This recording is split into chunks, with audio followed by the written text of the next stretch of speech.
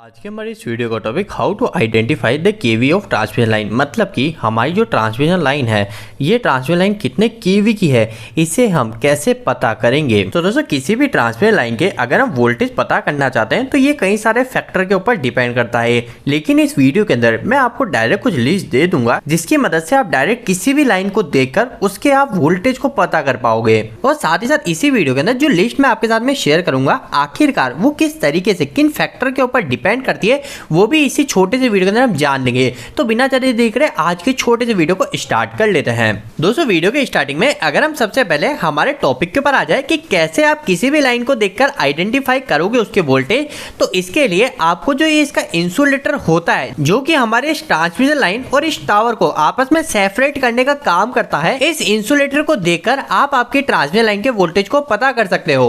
अब आखिरकार कैसे आप सिर्फ इस इंसुलेटर की मदद से इस लाइन के वोल्टेज पता कर पाओगे, तो दोस्तों इसके लिए कुछ स्टेप होती है जिसे हम लाइन बाय लाइन देख लेते हैं। सबसे पहला पॉइंट तो आपको ये देखना है कि आखिरकार जो इंसुलेटर यूज किया गया है वो इंसुलेटर कौन सा है, हमारा पिन टाइप इंसुलेटर है या फिर हमारा डिस्क टाइप इंसुलेटर है। अब दोस्तों सबसे पहले अगर आपकी लाइन में पिन टाइप का इंसुलेटर यूज किया गया है तो आपके लिए उस लाइन के वोल्टेज पता करना काफी ज्यादा आसान है, क्योंकि जो हमारा पिन टाइप इंसुलेटर होता है ये हमारा 33 केवी के नीचे की ही लाइन पर यूज में लिया जाता है। तो अब आप आसानी से उस इंसुलेटर की साइज की मदद से डायरेक्ट पता कर सकते हो कि आखिरकार वहां पे हमारे कितने वोल्टेज हो सकते हैं। वहां पर हमारा 11 केवी वोल्टेज है या फिर 33 केवी वोल्टेज है। लेकिन दोस्तों बात हमारा सेकंड केस पे आ जाती है डिस्क टाइप इंसुलेटर में, क्योंकि अधिकतर केस में हम जब हमारी ट्रांसमिशन लाइन को देखते हैं, हम चाहे हमारी छोटी ट्रांसमिशन लाइन को देखें या फिर हमारी बड़ी ट्रांसमिशन लाइन को देखें, हमें ज्यादातर डिस्क टाइप इंसुलेटर देखने को मिलते हैं। अब दोस्तों यह जो डिस्क टाइप इंसुलेटर होते हैं, इस डिस्क टाइप इंसुलेटर की मदद से आप कैसे वोल्टेज को पता करोगे, तो दोस्तों इसके लिए हमारे पास में सिंपल सा हिसाब रहता है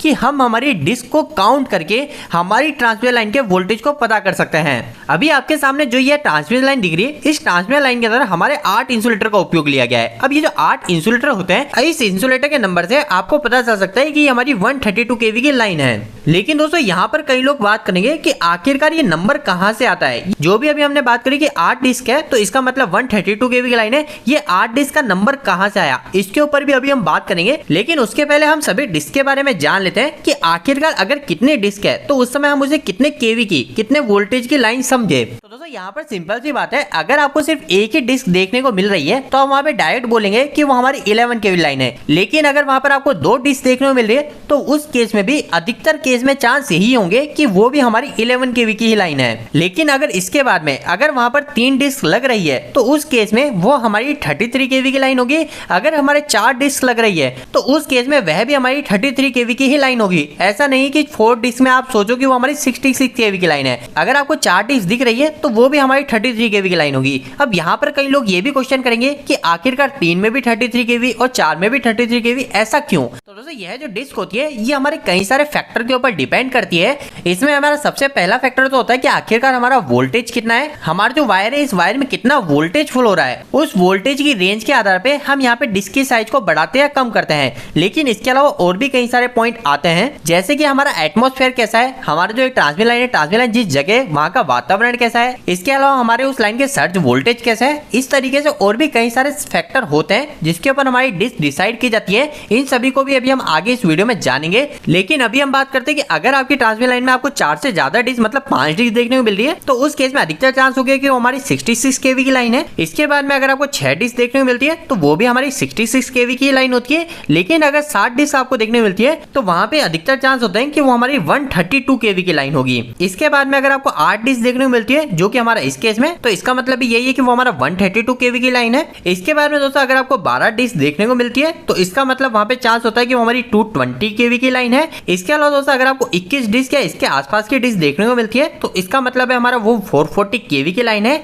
और आखिरी के अंदर अगर जब भी आपके पास में 765 केवी की लाइन होती है तो उस केस में आपको जो डिस्क देखने को मिलेगी वो आपको 41 डिस्क के आसपास देखने को मिलेगी। लेकिन मैं आपको यहाँ पे एक और पॉइंट बता देना चाहता हूँ जिसकी मदद लेके आप और भी आसानी से हमारी बड़ी ट्रांसमिशन लाइन की केवी पता कर पाओगे। आखिरकार वह पॉइंट क्या है, तो आपको देखना है कि हमारी जो लाइन है उस लाइन के अंदर हमने जो कंडक्टर कंडक्टर यूज किया है पर फेज के लिए, वो हमने हमारा सिंगल कंडक्टर यूज किया है या फिर हमने हमारे बंडल कंडक्टर को यूज किया है। बंडल कंडक्टर क्या होता है? हमारा ग्रुप ऑफ कंडक्टर होता है। ग्रुप ऑफ कंडक्टर का मतलब ये होता है कि हमारी जो ट्रांसमिशन लाइन है उसके अंदर हम सिर्फ आर फेज के लिए हम एक से ज्यादा वायर को भेज रहे हैं। जैसे आर फेज के लिए अगर हम 2 वायर को भेज रहे हैं और इन दोनों वायर का हमने बीच बीच में ग्रुप बना रखा है, तो वो जो हो जाता है वो हमारा बंडल कंडक्टर हो जाता है। तो आप आपके ट्रांसमिशन लाइन की केवी आसानी से पता करने के लिए एक और आइडिया यूज कर सकते हैं कि अगर आपको कभी भी बंडल कंडक्टर देखने को मिलता है तो आपको देखना है कि उस ट्रांसमिशन लाइन में कितने वायर का बंडल बना है, कितने वायर का ग्रुप बना रखा है। तो अगर वहां पर आपको 4 वायर का ग्रुप देखने को मिलता है, मतलब कि सिर्फ आर फेज के लिए आपको टोटल 4 वायर देख रहे हैं और उनका बंडल कर रखा है और उनका ग्रुप बना रखा है, तो इसका मतलब है कि वो हमारी ट्रांसमिशन लाइन डायरेक्ट 765 केवी की होगी। आप डायरेक्ट आंख बंद करके किसी को भी बोल सकते हैं कि वो हमारी 765 केवी की लाइन है।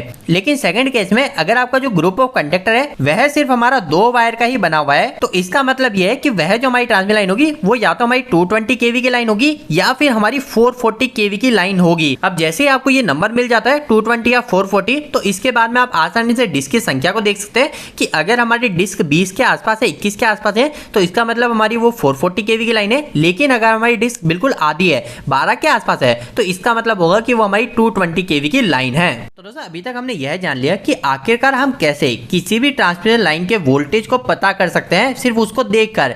लेकिन अभी यहाँ पर एक सवाल ये उठता है, जो कि अभी मैंने आपको एक लिस्ट बताई कि इतने डिस्क होंगे तो वो हमारी इतनी केवी की लाइन है, वो नंबर हमारा कहाँ से आया है, वो किस मेथड जाता है। तो दोस्तों इसे फाइंड करने के लिए आपको सिर्फ 2 से 3 स्टेप करने होंगे। जैसे कि उदाहरण के लिए मान लेते हैं कि हमारे कोई 33 केवी की लाइन है। अभी हमें जो ये 33 केवी पता है, ये हमारी ट्रांसमिशन लाइन के लाइन वोल्टेज हमें पता है। लाइन वोल्टेज का मतलब हमें हमारे आर और वाई के बीच में हमारा कितना पोटेंशियल ग्रेडेड है, कितना वोल्टेज है, वो हमें पता है। लेकिन अभी हमें क्या पता करना है? हमें हमारी इस लाइन का फेस वोल्टेज पता करना है। फेस वोल्टेज का मतलब हमारा जो आर फेस है, इस आर फेस के अंदर ग्राउंड के रेस्पेक्ट में कितना वोल्टेज है। तो फेस वोल्टेज हम कैसे पता करेंगे? तो सिंपल सी बात है, हमारा जो 33 केवी है, इस 33 केवी के अंदर हम डिवाइड कर देंगे √3 का, मतलब कि 1.732 का हम डिवाइड कर देंगे।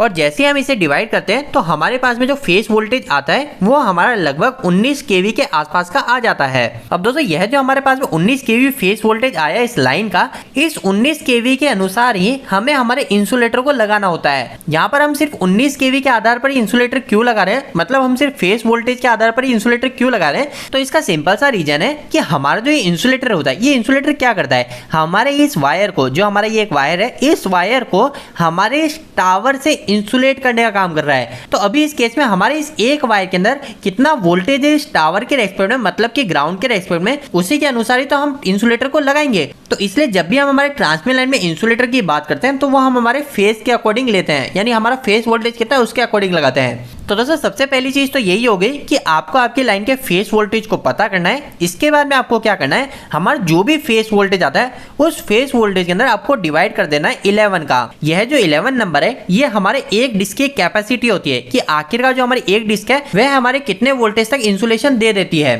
दोस्तों एक वीडियो के बीच में मैं आपको एक और पॉइंट बता देना चाहता हूं, जो कि कई लोगों के द्वारा गलती की जाती है। कई लोगों के द्वारा आपको यह सुनने को मिलेगा कि अगर हमारी 33 केवी की लाइन है तो उस केस में हम इस 33 को 11 से डिवाइड करेंगे, उसके बाद में हमारे पास जो भी नंबर है उतनी ही डिस्क को हम हमारी ट्रांसमिशन लाइन में यूज कर रहे होते हैं। लेकिन दोस्तों ये पूरी तरीके से गलत है। यह जवाब आपको सिर्फ छोटी ट्रांसमिशन लाइन में सही देखने को मिलेगा, लेकिन अगर आप जैसे बड़ी ट्रांसमिशन लाइन में जाओगे जैसे 765 के अंदर, तो इस 765 को जब आप 11 से डिवाइड करोगे तो आपके पास में जो नंबर आता है वह हमारा 69 के आसपास आता है। मतलब कि इसके अकॉर्डिंग हमें 69 डिस्क लगानी पड़ेगी हमारे 765 केवी की लाइन के अंदर। लेकिन ऐसा तो होता ही नहीं है। इसका सही जवाब क्या है, जैसा कि मैंने आपको बताया कि अगर हमारी 765 केवी की लाइन है तो उस केस में हमें 41 डिस्क के आसपास डिस्क देखने को मिलती है हमारी लाइन के अंदर।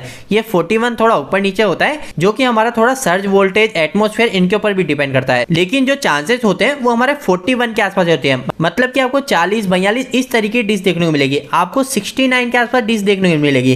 तो इसलिए आपको आगे से ध्यान रखना है, कभी भी आपको लाइन वोल्टेज के अंदर 11 का डिवाइड नहीं करना है। आपको सबसे पहले इस लाइन वोल्टेज का फेस वोल्टेज निकालना है और उसके बाद में वो जो फेस वोल्टेज आता है उसके अंदर आपको 11 का डिवाइड कर देना है। और जब आप 11 का डिवाइड कर देते हैं तो उसके बाद में हमारा जो नंबर आता है वही हमारा मेन डिस्क का काउंट होता है कि आखिरकार हमें किस ट्रांसमिशन लाइन में कितने की डिस्क लगानी है। लेकिन मैं आपको वापस से बता देना चाहता हूं कि यहाँ पे जो हमारा फाइनल में आंसर आता है इसमें कुछ हमारा सेफ्टी फैक्टर भी ऐड किया जाता है, जो कि हमारा कंपलसरी होता होता है, तो इस चीज को भी आपको आगे से ध्यान रखना है। तो दोस्तों आज का यह वीडियो थोड़ा सा बड़ा बन गया, लेकिन उम्मीद करता हूँ इस वीडियो के माध्यम से आपको कहीं ना कहीं कुछ बेहतर जानकारी मिली होगी। आपको ये वीडियो कैसा लगा, इस वीडियो को लाइक करके जरूर बताएं। अगर आपको कोई भी सवाल इस वीडियो के प्रति इलेक्ट्रिकल कमेंट बॉक्स में कमेंट करके पूछ सकते हैं। इलेक्ट्रिकल वीडियो अगर आप नहीं पसंद करते आज हमारे चैनल को सब्सक्राइब कर लीजिए। आज के लिए इतना ही, धन्यवाद।